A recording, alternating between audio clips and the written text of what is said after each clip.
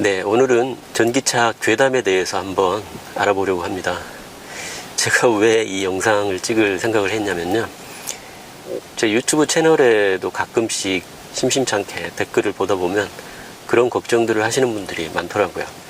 배터리 교체 비용이 2~3년에 한 번씩 갈아줘야 되는데 배터리가 엄청 비싸기 때문에 전기요금 싸게 운행하는 거를 상쇄하고도 남는다, 배터리 교체 비용이 엄청나게 비싸다, 이렇게 얘기하시는 분들도 있고, 또 중고차 가격이 전기차 같은 경우에는 일반 내연기관 차에 비해서 금방 폭락할 것이다, 이런 얘기 하시는 분들, 또 전기차에는 전자파가 엄청나게 나올 텐데 건강을 생각한다면 그런 차를 타면 되겠느냐, 이런 얘기 하시는 분들도 있고, 그런 말들이 사실 괴담 수준인데요, 이게 정말 사실인지 한번 확인을 해보고 싶었습니다. 네, 제가 전자파를 측정해 줄 수 있는 장치라고 해서 이걸 하나 구입을 했습니다. 간단하게 스마트폰에 꽂아서 사용할 수 있는 건데요, 가격이 매우 저렴하더라고요. 그래서 이게 과연 신뢰할 만한가, 이런 의심도 좀 해봤는데, 제가 이렇게 몇 번 테스트 해봤더니 전자파가 나올 법한 곳에 가면 수치가 올라가긴 하더라고요. 물론 전기를 전혀 쓰지 않는 물건 같은 경우에는 제로로 나오고요. 그래서 지금 이걸 이제 켜주게 되면 지금 맥북 위에 올라가 있기 때문에 수치가 좀 올라가는데요,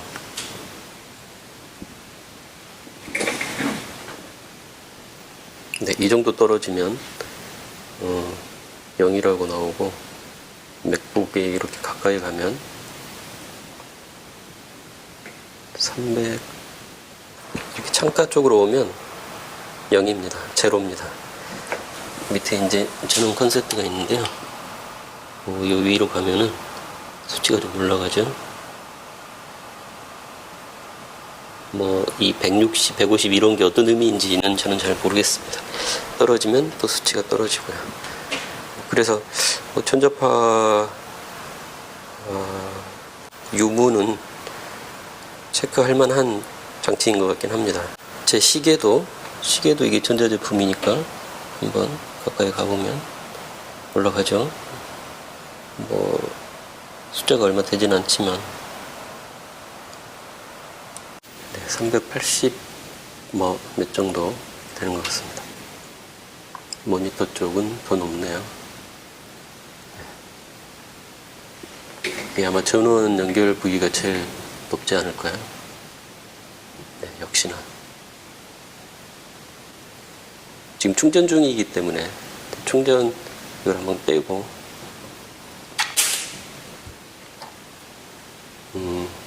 수치가 확 떨어지네요.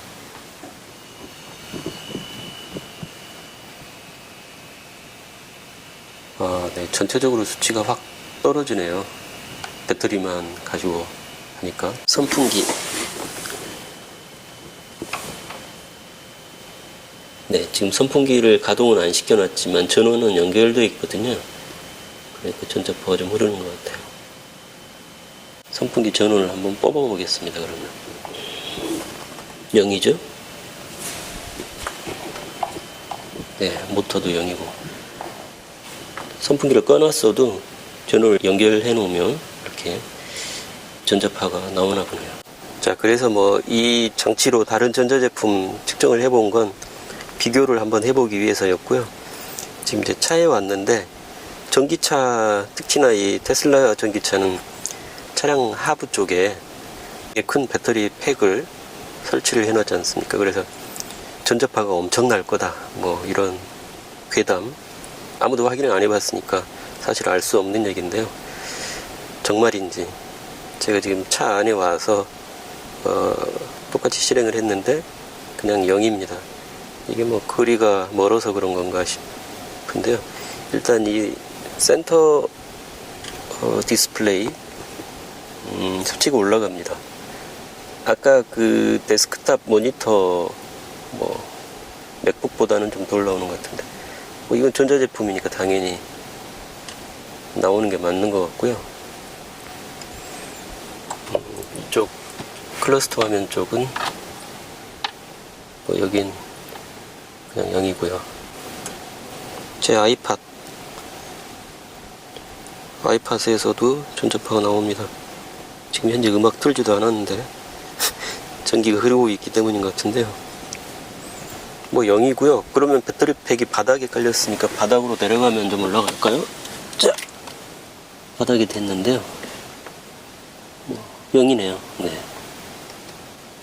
물론 뭐 전자파가 나오는 게 당연하겠지만 차폐를 시켜 놓은 건지 아니면 이 정도 떨어져서 사람이 있으면 문제가 없는 건지 모르겠지만 아무튼 전자파는 없다고 나오고요.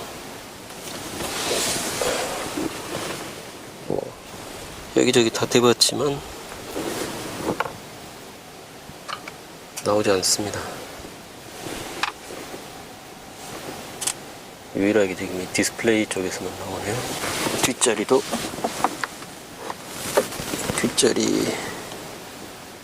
뭐 똑같고요.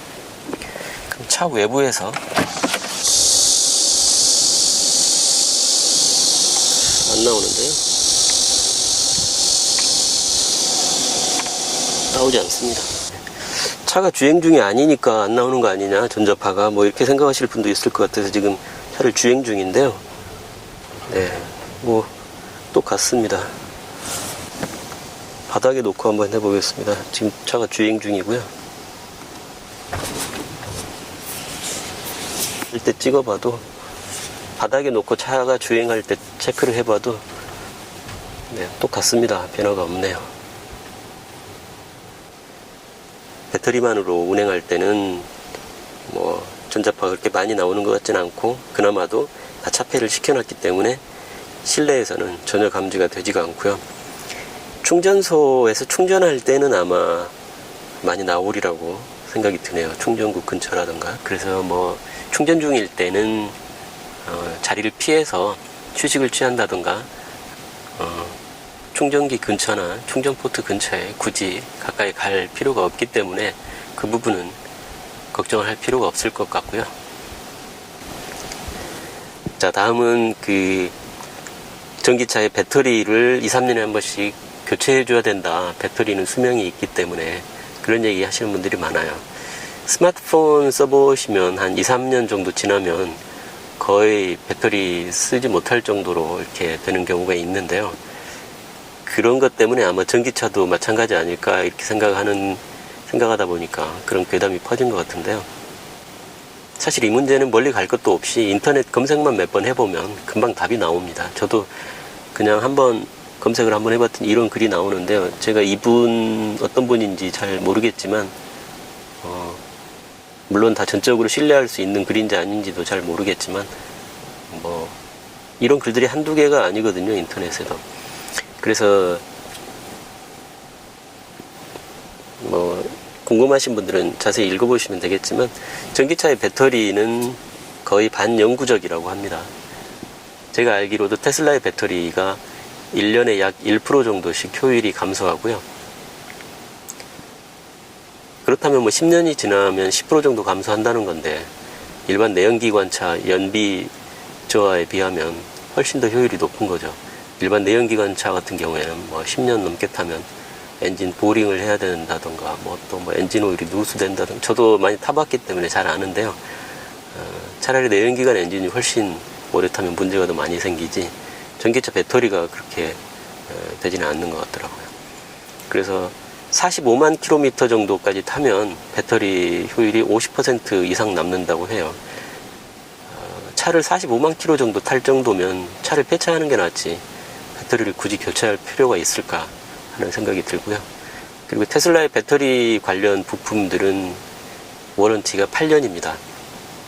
물론 배터리 효율이 몇 % 감소했다고 해서 그거를 워런티 적용해서 뭐 무료로 교체해주고 그런 워런티는 물론 아니지만 배터리에 문제가 생겼을 때 8년 이내라면은 서비스 적용을 받을 수가 있다는 거고요. 물론 전기차 배터리를 조금 더 효율적으로 오래 쓰려면 관리를 좀 잘 해줘야 된다고 합니다. 몇 번 말씀드렸지만 배터리 충전을 할 때 평상시에는 80 내지 90% 정도, 여기도 이제 그래서 충전량 설정이라고 메뉴에 보면 장거리 여행 갈 때, 그 일상 주행일 때 배터리 충전 리밋을 따로 설정할 수 있게 되어 있습니다. 저는 90% 정도에 항상 놓고 충전을 하는데요. 이렇게 배터리를 100% 꽉꽉 매일 채우면 배터리에 별로 좋지가 않다고 해요. 그래서 이런 식으로 일상적으로 주행할 경우에는 배터리를 풀로 채우지 않도록 이렇게 쓰도록 권장을 하고 있고요. 또 완전 방전 같은 경우가 자주 생기면 배터리 수명에 치명적이라고 합니다. 그래서 뒤에 있을 때마다 충전을 시켜주는 게 배터리를 오래 쓸 수 있는 길이라고 하고요. 그거는 뭐 스마트폰도 마찬가지라고 합니다. 예, 제 블로그 글을 보시면 32만 킬로미터를 운행한 모델 S 배터리 효율이 6% 감소했다. 뭐 이런 소식들도 예전에 있었고요. 그래서 배터리 교체 비용이 전기요금 싸게 타는 것보다 훨씬 비쌀 거다. 이거는 말도 안 되는 괴담이다. 네, 이렇게 결론 내릴 수가 있고요. 네, 그리고 또 전기자동차에 관해서 황당한 얘기가 전기요금 폭탄을 맞을 수 있다. 뭐 그런 뭐 이 부분은 길게 설명할 필요도 없고요. 많이들 보셨겠지만 제 유튜브 채널에 보시면 제가 실제로 받은 전기요금 영수증을 가지고 영상을 하나 올려놓은 게 있으니까요. 그걸 참고하시면 될 것 같고, 전기요금 폭탄이 아니고 잘만 관리하면 전기요금 축복이다. 네, 이렇게 말씀드릴 수가 있겠네요. 네, 또 한 가지 괴담 중에 하나가 전기자동차에서 에어컨이나 히터를 계속 틀고 가면 배터리가 금방 바닥나 버린다. 뭐 그런 얘기들이 많은데요. 뭐 완전히 틀린 말은 아닙니다. 하지만 그렇게 자동차를 운행을 못할 정도로 에어컨이나 히터 때문에 배터리가 금방 바닥나는 것은 아니라는 것을 제가 지난번 장거리 여행 갔다 온 후기를 영상으로 찍어서 올려드렸을 때 실제 제가 697.8km를 이틀간에 걸쳐서 운행한 결과를 이렇게 비교해서 표로 보여드린 적이 있는데요. 이 운행할 때 에어컨을 계속 틀었었습니다. 한 번도 끈 적이 없고요. 그랬는데도 배터리를 풀로 충전하면은 한 475km 정도까지는 운행할 수 있는 걸로 나왔기 때문에 에어컨 때문에 금방 바닥날 것이다. 말은 전혀 맞지 않는 얘기입니다. 그래서 그 테슬라 자동차의 주행거리에 대해서 궁금해하시는 분들이 되게 많은데요. 사실 테슬라 홈페이지 공홈에 와보시면 이 상세하게 시뮬레이션 해볼 수 있는 페이지가 있습니다. 이 데이터가 가장 정확합니다. 제가 실제로 운행을 해보니까 여기에서 보여주는 결과 그대로 실제 적용이 되더라고요. 속도를 낮추면 낮출수록 더 멀리 갈 수 있고요. 여기에는 뭐 70이 한계지만 실제 시속 30이나 40으로 운행을 해서 1000km까지 900km, 1000km까지 운행한 사람들에 대한 뉴스가 나온 적도 있었고요. 그래서 전기자동차의 주행거리에 가장 영향을 크게 미치는 요인은 이 운행 속도인 것 같더라고요. 그렇다고 뭐 50, 60 정도의 속도로 운행할 수는 없기 때문에 보통 적정한 수준인 70, 80 정도, 고속도로에서는 뭐 100, 110 정도 이렇게 운행했을 때 어떤 식으로 주행거리가 바뀌는지 나오고요. 외기 온도가 한 30도씨 정도일 때가 가장 유리한 것 같더라고요. 이제 외기 온도가 영하로 내려가게 되면은 주행거리가 좀 손해를 보는 측면이 있고요. 또 히터를 끄느냐 히터를 켜느냐 뭐 휠 19인치냐 21인치냐에 따라서 여기서 시뮬레이션 해보실 수가 있으니까 한번 조회를 해보시면 됩니다. 이 데이터가 신뢰할 만한가? 그거는 제가 실제로 이틀간 운행을 해본 결과 제가 90D 모델을 가지고 있고요.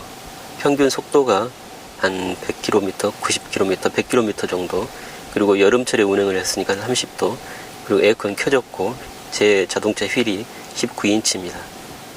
이렇게 했을 때 90D가 486km 나오지 않습니까? 제가 실제로 아까 보여드린 것처럼 475km니까 거의 근접하게 나온다, 이렇게 볼 수도 있습니다. 제가 자동차를 운행한 게 여름철밖에 안 되기 때문에 실제 겨울철에 히터를 계속 틀었을 때 배터리에 얼마나 영향이 갈 것인가, 그 부분은 제가 아직 경험을 해보지는 못했습니다. 하지만 테슬라 자동차가 가장 많이 팔리는 국가 중에 하나가 추운 지방인 노르웨이입니다. 노르웨이에서 가장 잘 팔리는 차가 바로 테슬라 모델 S라고 하는데, 그렇게 추운 지방에서도 많은 사람들이 잘 타는 것을 보면 별 문제 없어 보이고요. 그리고 몇 가지 팁이 있다고 합니다. 겨울철에 주행거리를 좀 늘리기 위해서는 차를 주행하기 전에 미리 자동차 내부를 충전하면서 히터를 틀어서 덮여놓게 되면은 한번 덮여놓은 공기는 쉽게 식지 않기 때문에 주행거리를 훨씬 더 확보할 수 있고, 또 히터보다는 이런 열선을 주로 난방에 이용을 하게 되면은 훨씬 더 주행거리에 도움이 된다고 합니다. 에어컨보다는 히터가 배터리 소모가 훨씬 많기는 하다고 해요. 그렇기 때문에 히터를 사용하는 것보다는 이렇게 열선을 가지고 난방을 하는 것이 훨씬 유리하다고 합니다. 네, 그리고 마지막으로 전기자동차는 중고차 가격이 금방 폭락할 것이다, 또 이런 괴담을 자주 말씀하시는 분들이 있는데요. 물론 모든 전기자동차가 해당되는지는 모르겠지만 일단 테슬라의 경우에는 여기도 보시면 제 블로그에 있는 기사인데요. 미국에서 중고차 가치가 테슬라가 가장 높다고 합니다. 이건 전기 자동차끼리 비교를 한 게 아니고 내연기관 자동차까지 모두 다 통틀어서 했을 때 얘기입니다. 미국의 중고차 판매 사이트에서 조사한 결과 폭스바겐이나 아우디나 토요타나 벤츠, 포드 뭐 이런 차들보다도 테슬라의 중고차가 87일 먼저 팔려나갔다고 하고요. 그리고 중고차 가격도 다른 차종에 비해서 3 내지 5% 테슬라가 더 비싸게 팔리고 있다는 얘기입니다. 전기자동차의 중고차 가격이 금방 폭락할 것이라고 추측하는 사람들 대부분의 얘기가 무엇 때문이냐면은 이 배터리 기술이 금방금방 발전하고 있기 때문에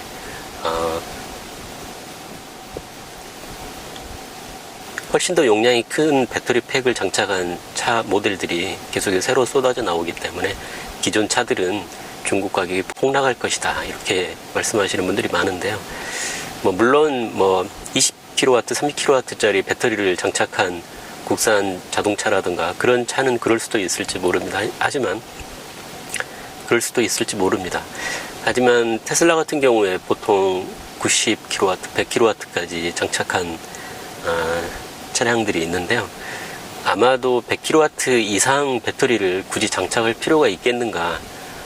왜냐하면 하루에 사람이 쉬지 않고 500km 이상 운전을 하기는 쉽지 않거든요. 그래서 어차피 500km 정도 운행하고 잠을 잔다든가 주차를 해놓는다든가 식사를 한다든가 휴식을 취해야 하기 때문에 그럴 시간에 추가로 충전이 가능하기 때문에 배터리 팩이 100kW 정도라면 충분하고 더 큰 배터리 팩을 굳이 장착할 필요는 없어 보입니다. 네, 그래서 오늘은 간단하게 전기자동차에 대한 괴담, 정말 진실일까 몇 가지 알아봤는데요. 전자파 때문에 해로울 것이다, 배터리를 몇 년 만에 교체해야 되니까 돈이 많이 들 것이다, 전기료 폭탄을 맞을 것이다, 에어컨이나 히터 때문에 배터리가 금방 바닥날 것이다, 또 중고차 가격이 금방 폭락할 것이다, 이런 괴담들은 모두 다 사실이 아니다, 이렇게 볼 수 있겠습니다. 자, 다음번 리뷰 동영상에서 또 찾아뵙겠습니다. 감사합니다.